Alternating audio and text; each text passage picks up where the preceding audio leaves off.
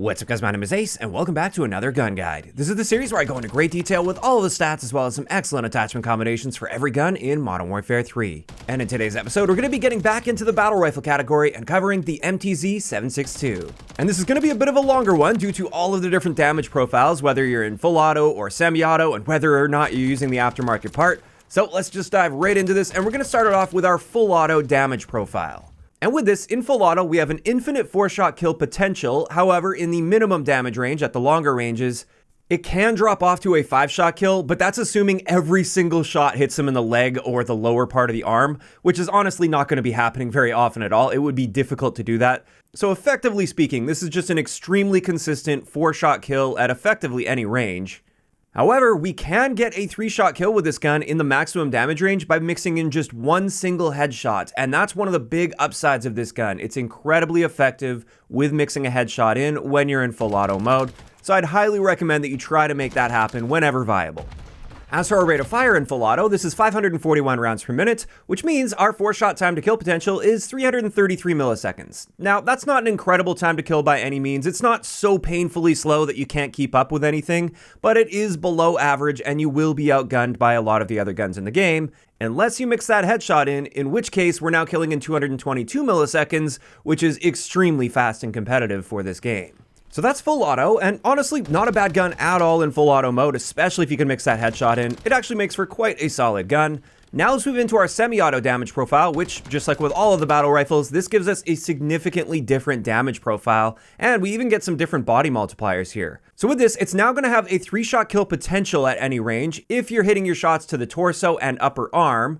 However, it is also worth noting we deal less damage to the leg, and we deal a little bit more damage than the leg, but less than the torso damage to the forearm and the hand. So we actually have 3 different body multipliers. And then, of course, we have our headshot damage, which with this, in the first 2 damage ranges, we're actually capable of getting a 2-shot kill to the head in semi-auto.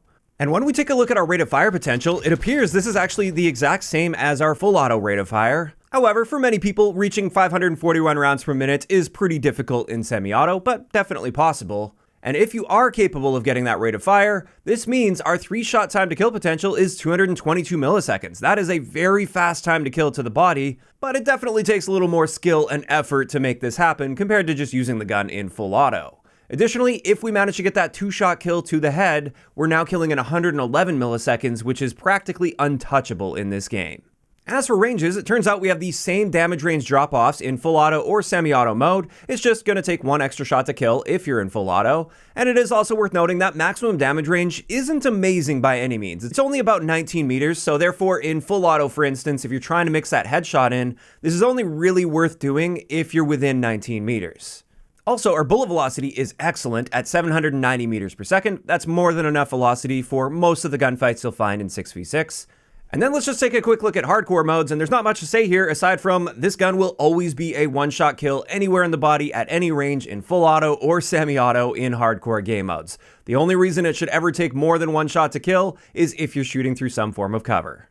Next, let's have a look at Hipfire, and it's pretty standard for a battle rifle. It's exactly the same as the BAS-B, and while standing still, our Hipfire spread is excellent. However, when you start moving or as you're continuing to fire, that maximum Hipfire spread is pretty wide, and therefore I wouldn't necessarily recommend hipfiring unless you happen to be right up close and personal.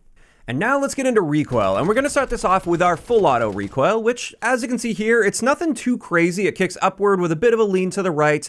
However, there is a little bit of side-to-side bouncing there, and also with those initial shots fired, there's a bit of randomness. You can see on the left plot, my shots were bouncing around quite a bit within a small area, whereas the right plot, it kicked up very normally. So you definitely have to be ready for some potential randomness when you first start firing this gun, but we can also tighten that up with attachments, as we'll see in just a little bit.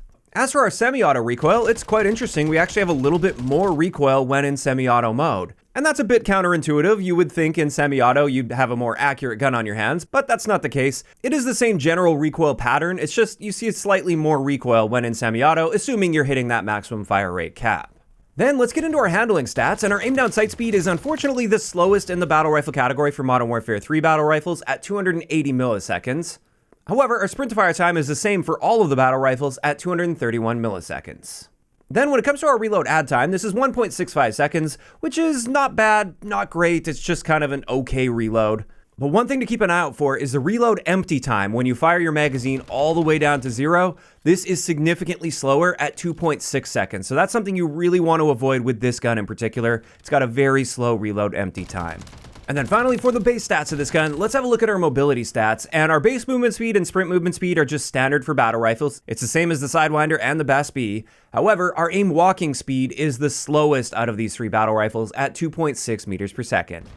And there we go, that wraps it up for all of the base stats of the MTZ-762. However, like I said at the beginning, we do have an aftermarket part for this, and this is the JAK Heretic Carbine Kit. And let's just dive right into it. Once again, we have totally different damage profiles, whether we're in full auto or semi-auto, so let's cover this kit in full auto first. And with this, in full auto, we deal the same amount of damage anywhere in the body. For a 4 to 5 shot kill, we only get a 4 shot kill in the maximum damage range. And it turns out with this, headshots are effectively useless. In the second damage range, technically you could mix 2 headshots in with body shots and that would help. But that's not something you typically want to go for since this isn't the most accurate gun. We definitely lose some recoil control compared to the base version of this gun here. There's a lot more horizontal deviation and it does tend to zigzag a little bit more than the base recoil. So not the most accurate gun out there. However, we do get a rate of fire increase up to 600 rounds per minute, and what this means is we can now kill in 300 milliseconds with that 4-shot kill up close, which is a more competitive time to kill than the base version of this gun. However, it will drop off to a 400 millisecond time to kill when we get into the 5-shot kill ranges. Now, on top of all of this, the Carbine Kit will improve some of our handling stats, and it also gives us a 30-round mag by default rather than the standard 20-round mag. As for using this kit in semi-auto mode, we get a totally different damage profile, and now body multipliers really matter here. You definitely want to make sure you're hitting those torso and upper arm shots. And if you manage to do that, you can get a 3-shot kill up close to the body, and it will just drop off to a 4-shot kill at range. However, with this, it appears the rate of fire cap has been dropped down to around 500 rounds per minute. I was unable to get above 500 rounds per minute. And this means our time to kill potential is still very fast with a 3-shot kill at 240 milliseconds, but this is slower than what you would get without using this kit if you were using the MTZ-762 in semi-auto. Additionally, just like in full auto mode, our recoil is a little worse when using this carbine kit, even when you're in semi-auto. However, one interesting quirk I noticed with this kit is it completely eliminates your idle sway. Like, there's literally none. Your gun doesn't move when you aim down sights, even if you stack attachments that harm idle sway. And that's just a nice thing to know while creating your builds. If you are using this kit, you don't have to worry about attachments that harm your aiming idle sway. But then finally, let's have a look at a range comparison here in both full auto or semi-auto with the JAK Heretic kit.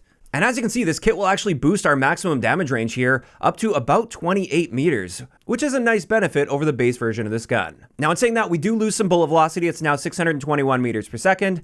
And overall, I would say I generally prefer this gun without this kit.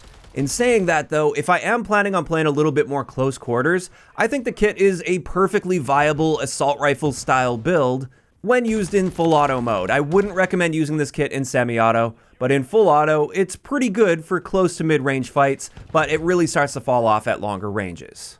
And there we go, that wraps it up for the kit. Now let's finally get into some excellent attachment combinations, and the first one I'm going to share for you guys is my accuracy build. And with this, I found the Sack and Tread 40 muzzle was the best for this particular setup, combined with the SL skeletal vertical underbarrel, the Mark III reflector optic, the AXF close quarters stock, and then finally the MTZ factory rear grip. Now with this, we can see our accuracy is improved very nicely with this gun, although there is still going to be some randomness mixed in there. It's all tightened up nicely, so you shouldn't notice it nearly as much. And we're really only sacrificing in the handling department here, and it's still reasonable for a longer range build. So our aim down sight speed is 313 milliseconds. Not great, but also not terrible by any means for a long range build. And our sprint out time is only very slightly slower than the base.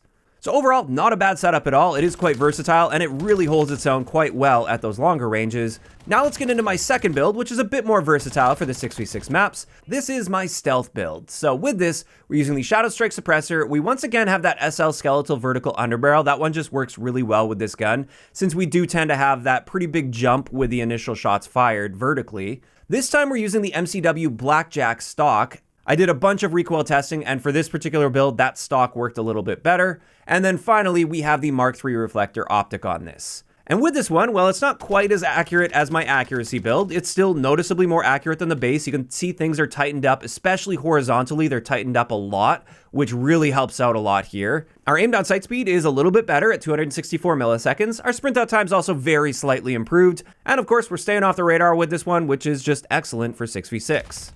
And this just leaves us with one last build I wanted to share for you guys, and I did want to share a build using that JAK Heretic Carbine Kit. And with this one, just a heads up, we're staying in full auto with it. And outside of the kit, we're also using the T4LR Saber Compensator, the SL Skeletal Vertical Underbarrel, the MTZ Factory Rear Grip, and the EXF Close Quarters Stock. And with this, you can see we've really tightened up the accuracy on this, especially horizontally. There's not nearly as much horizontal deviation, which is excellent. Our aim down sight speed is essentially the same as the base version of this gun at 279 milliseconds. However, our sprint out time is massively improved at 154 milliseconds.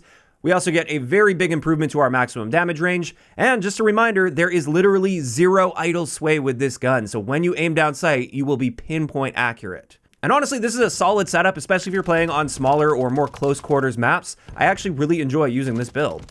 And with that, that's finally going to wrap it up today's gun guide on the MTZ-762. As for my thoughts on this gun, I actually really like it. I think it gets completely overshadowed by the BAS-B for obvious reasons. The BAS-B is just better in almost every single way. But if we were to eliminate the BAS-B from the equation, I think the MTZ is a great gun on its own. It's really enjoyable to use. I love that you're rewarded very heavily for mixing that headshot in if you're in full auto mode without the kit. And speaking of the kit, I think it's pretty fun to use the kit as well. It's like a fun sort of assault rifle version of the gun that works out just fine. Now, is this a top tier meta gun? No, I wouldn't consider the MTZ to be that good, but it is still pretty good and I do enjoy using it.